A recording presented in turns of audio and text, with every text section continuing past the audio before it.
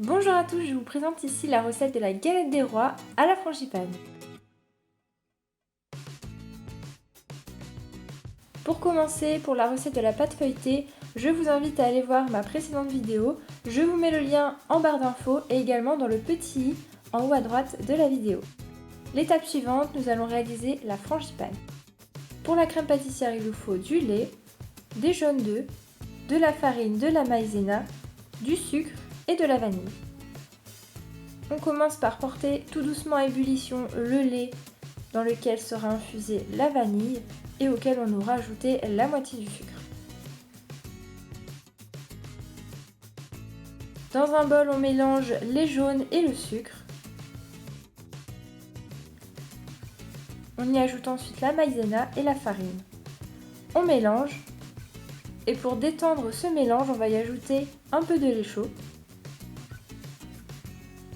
Vous mélangez de nouveau, puis on va directement transvaser ce saladier dans la casserole.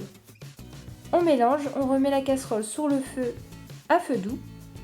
Vous mélangez sans vous arrêter et vous allez obtenir une crème pâtissière.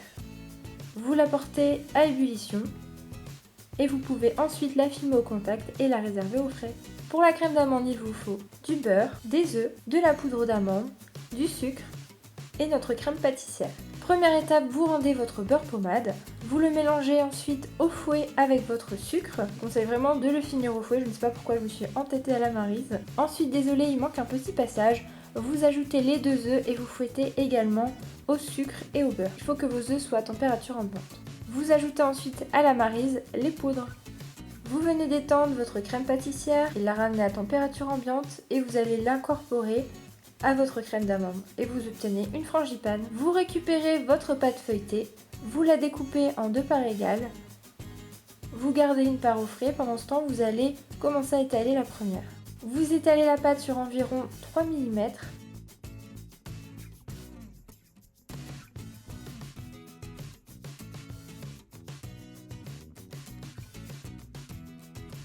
Vous découpez ensuite les bords et vous déposez le disque sur du papier sulfurisé sur une plaque de cuisson.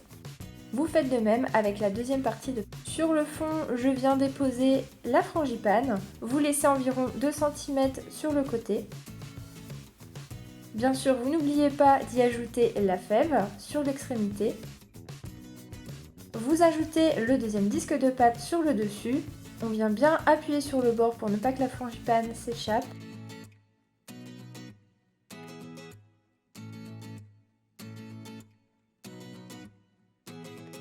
On vient décorer les bords.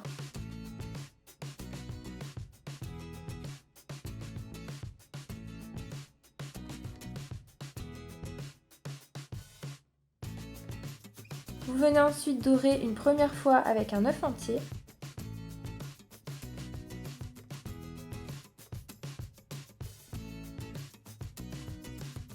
Attention, il ne faut surtout pas dorer le côté, sinon votre feuilletage ne va jamais lever. Vous réservez 30 minutes au réfrigérateur.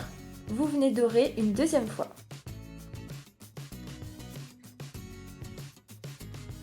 On va ensuite réaliser le décor au-dessus. Il faut légèrement inciser la pâte.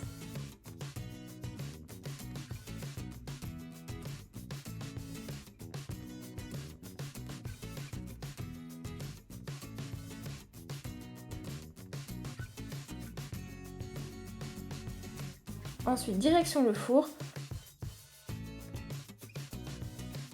Pour la cuisson, je laisse 10 minutes à 200 degrés, puis je baisse le four à 180 degrés pendant environ 40 minutes. Surtout, n'ouvrez pas la porte en plein milieu de la cuisson.